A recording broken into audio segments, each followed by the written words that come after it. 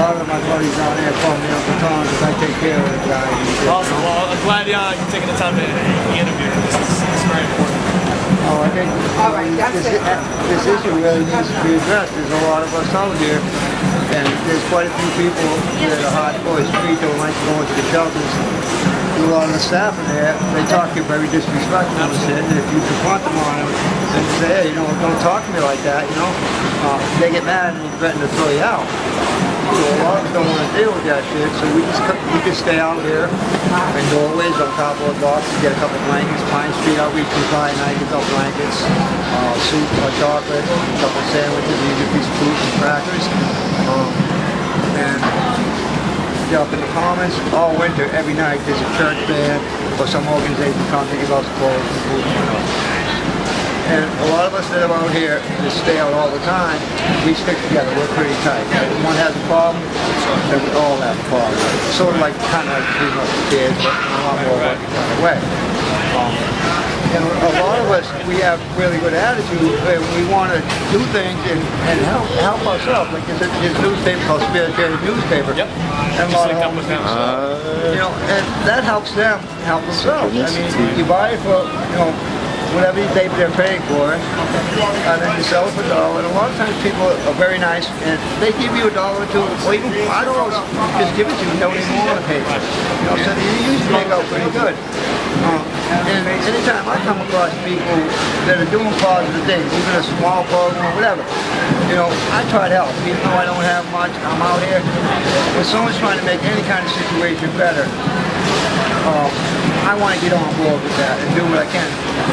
Most of the time, I don't have really much to do financially, but I have a little energy, I have plenty of time, I've got patience, and I've got understanding. I can tolerate a lot when I have a good cause to stand up for. You know, I think this is a wonderful thing, especially as an individual starting, not an organization trying to get some money from the feds, the state, or whatever to help do this. You're doing this as an individual, you're taking the sacrifice of fasting, and I commend you on that. I mean, it looks like it's going to be very tough, though, to reach $1 million goal to get past that far, because I don't think the human body can take that. But who knows? With the positive energy you're putting out, with the wonderful thing you're doing, the spirits that be, the energies that be, I think are going to work with you and help. And you're going to come across people that are going to want to get on board and help out. You know, some people will be able to help financially, some will be able to get a little time. Like I can't go with the coffee sign because I am homeless and jobless. But I can make a little sign too and say, you know. But the thing is, I understand you're houseless, but this is our home. Yeah. You know, so none of us are homeless. A lot of us just don't have the house. You know, it sounds like, because I know I was homeless myself too, so I understand the sense of community. There's a lot of love in that community. Right. You have that understanding of what it's like to lack adequate housing and a support system. And also I want to let you know too, Massachusetts is the only state in the United States who have a right to roam law. You do not have to have a home. Even if you're on parole, probation, they cannot force you, they cannot violate you. You have a right to roam. And there was a new law passed by the Supreme Court, so that covers everything. It's federal.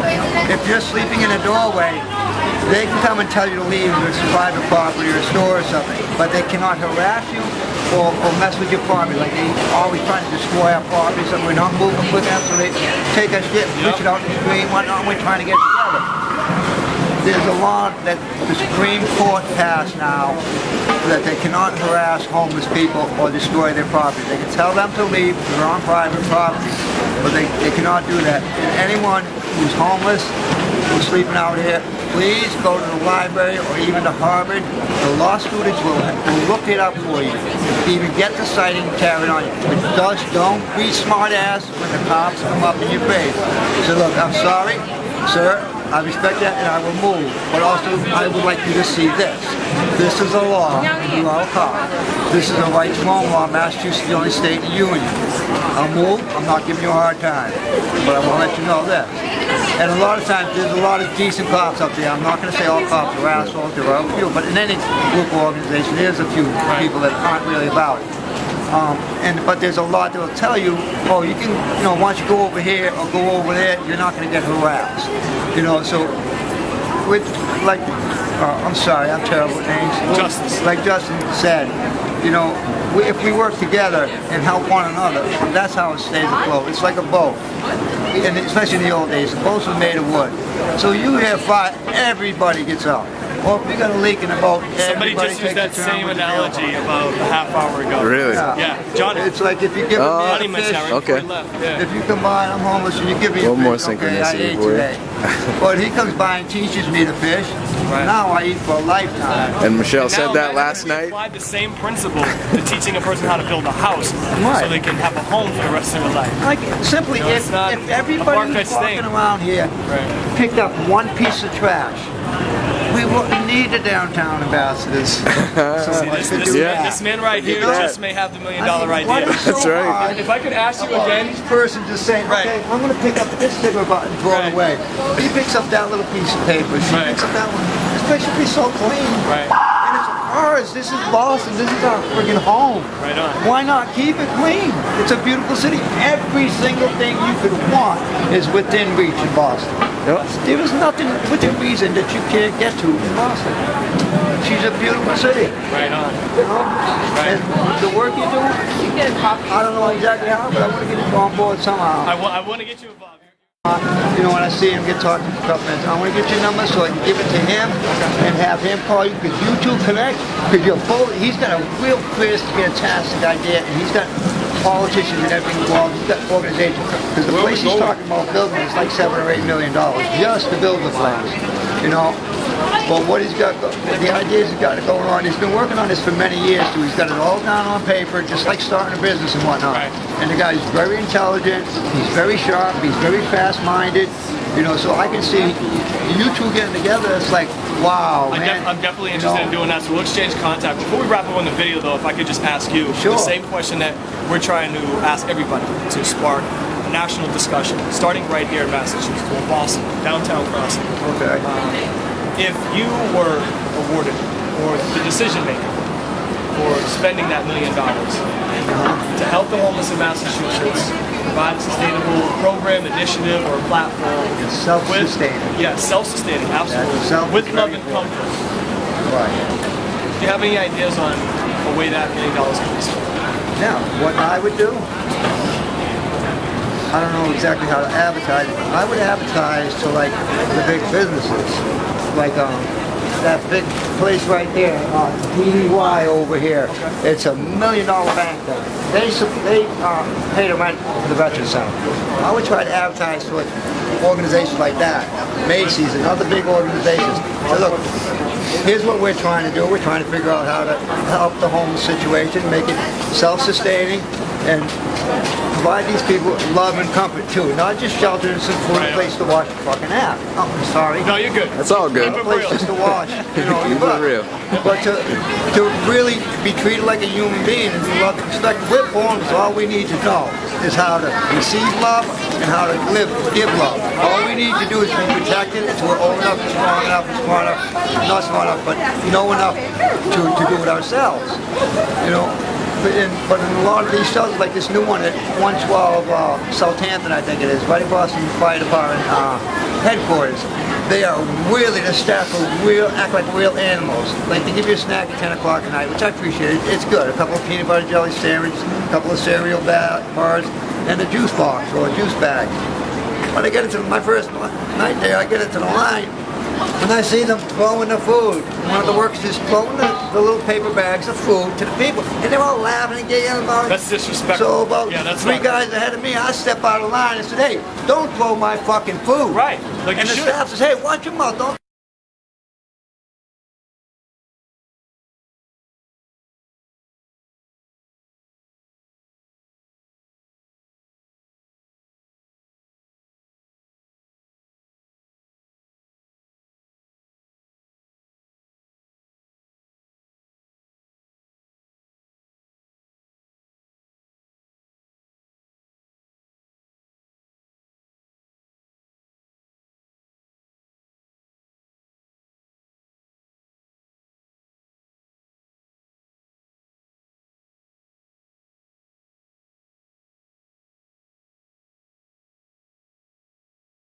Whatever.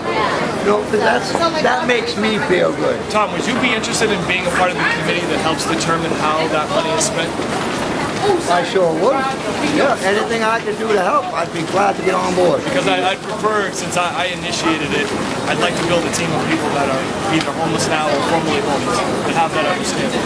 I don't want to have many people that are so-called professionals and experts in a field that involves experience. You want the people. You want the people on the community that are actually going to be part of the community, not professionals. Just regular Joes, and we'll teach each other. This one knows this one knows how to do this, and I think that's the best way to do it. Because when you get organized professionals in it, then they take control of it, and before you know it, they're running the whole shit. It's always about this with them. Yeah, so and that's what why happens. we're not taking any of this money for ourselves. It's like we want to award it. AA doesn't get involved in anything outside of AA, and it doesn't allow anyone to bring anything inside. AA is about AA, it's about recovery. Right. All I don't think required for membership is a desire to stop drinking. They don't say you have to stop drinking right now. You have to want to stop drinking, that's all. And then you come. And if you don't get the program, eventually it's going to get you. I'll tell you, it's going to fuck up your drinking.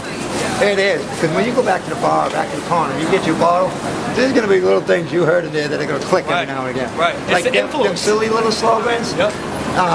Easy does it, Yep. but I add to it. But do it one day at a time. Yep. Keep it simple, stupid, kiss. Yeah. Silly little things like that. You're about to make a decision. Go by the barn, and the door's wide open. The smell, and everybody's partying. Like, no, later. Now. Yeah. One of It's the power of positive influence like that, And I just, when people are doing something to help others, that's just something I like to be involved in. And even if it's only in little ways, just positive energy just keeps going. Because what we are now, we always were here. We were here in a different form of energy. Our spirit, what we truly are, and scientists have proven it. They've had bodies when they've died, very little bit of weight, but there was a tiny bit of weight difference. That's your spirit, that's your essence, that's who you truly are, Justin.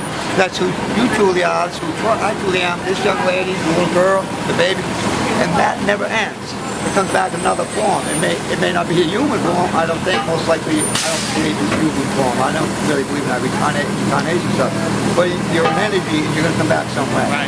It's like there's exactly as much water in this universe as there was at the beginning. It just keeps going back and recycling. The water cycle, yeah. Redistribution. That's Like the water, that's what we want to do with each other. We're going to help each other. We're going to teach each other what we know. Water seeks its own level. Homeless people, most of the time move up in an area, or even if they don't hang in that area, there's always an area where they go and check in with their buddies. Hey, how's this one doing? How's that? Have you seen so-and-so, And that's just the way it is. And a lot of citizens, before I became homeless, honestly, I thought homeless people, I was like, what the fuck, what are you, an asshole? Why are you homeless? Why don't you just get a job? Get a silly little job starting with selling newspapers or something, And then now you got a little bit of a work history. You did this for 2 years. Someone else will probably, it's easier to get a job when you got a job. And the way you're planning to do this, your idea is, the community working with one another and doing it, and not having these organizations and politics and all that crap involved, because then it just becomes something totally different. Sure. This here is a grassroots thing. It's gonna be tough getting going, and even once it begins to get going, it's gonna be real hard for a few years. But it's like any business. A lot of businesses, once they start, for the first couple of years, they're in the hole. But they have faith, and they believe, and they trust in it. Okay, I'm going to work for it. United States, you can do almost anything you want if you're willing to do what it takes for as long as it takes. And like I was saying, I started to say, I'm bipolar, and I'm a little bit hypomanic. That's why I keep bouncing back and forth. I appreciate your time, man, because you shared more jewels than you imagine for us and for the viewers that are watching. If we can help, I'd be glad to do anything. And I'll get together with a couple more of my boys if you're going to be down here on a regular basis. Yes, I am. Every day. And I'll bring them down to guys, introduce you to the guys and young ladies that, they can tell you a little bit about their experiences and stuff too. And there might be a couple. Let me talk and feel them out a little bit more that you might want to get like on the committee or. Right. the real work part of the bottom to get Because we going. know that it's usually a committee of like the so-called experts to determine Yeah. how the homeless are going to get the money. I'd rather have it be the homeless determining what Yeah. group is really worthy of this. Knowledge is good, but wisdom is the actual application of that knowledge, doing it. Knowing how to walk, reading about how to walk Wisdom. is good. That's good knowledge. But getting up and walking, now I have the wisdom of this knowledge. Yeah. I've actually applied it and done it, the practicality of it. And I just love the way your attitude is with the homeless doing it all, right from the start. And when a person invests in something like that, their time, their energy, their thoughts, their ideas, when someone really impresses that and they see it growing, then it means something. I spent 23 years in prison, and I worked in a plate shop at Walpole State Penitentiary for about 18 months. It took me about 7 or 8 months, but I finally got enough for a TV. It's only $185 TV, a little old TV like this, clear, so you couldn't stash anything in it. And I was so proud of that. At 25 years old, to me, that was almost a major appliance, almost like you buying a refrigerator or a stove for your home. And I worked for it. I stamped plates, paid, did this machine, that machine, and I was proud of it. You know, and since I got out, I went to prison because I have mental and emotional problems, very serious mental and emotional problems, and I was self-medicating as a youngster with alcohol and marijuana. And at 18, when I left my uncle's place, I ended up running into a corp, really hardcore people with hardcore drugs and a hardcore lifestyle, which is way out of my league, and made some really serious bad choices. So I ended up in the state pen for 23 years. And although it was a very rough experience and I went through a lot of hell, I learned a lot of things in it. I would say a lot of my growing up was there and on the streets. As a child, I wasn't even taught how to bathe properly. You guys. I learned most of that myself. To learn how to shave properly, I watched an old man in the joint at the child street. I wasn't even convicted yet. And I was watching him shave and how he pulled the skin and everything, and where he pulled it one off. And started talking a little bit. He said, just do what I'm doing, kid. You know? And that's how I learned to shave. You know, this is a little rough looking one, but it's wintertime. It ain't getting cut off. I'm going to get it trimmed up a little bit in another week or so, just to take a little while to decide, but that's all. But other than that, I know, again, what you're doing, I commend what you're doing, and I really want to get on board, and you can get your number before I leave. I'm going to put it on my phone and write it down. It really is a pleasure to meet you. And I want to connect you with my buddy when I see him. Like I said, he pops in and out, and I never know when I'm going to see him, but when I see him,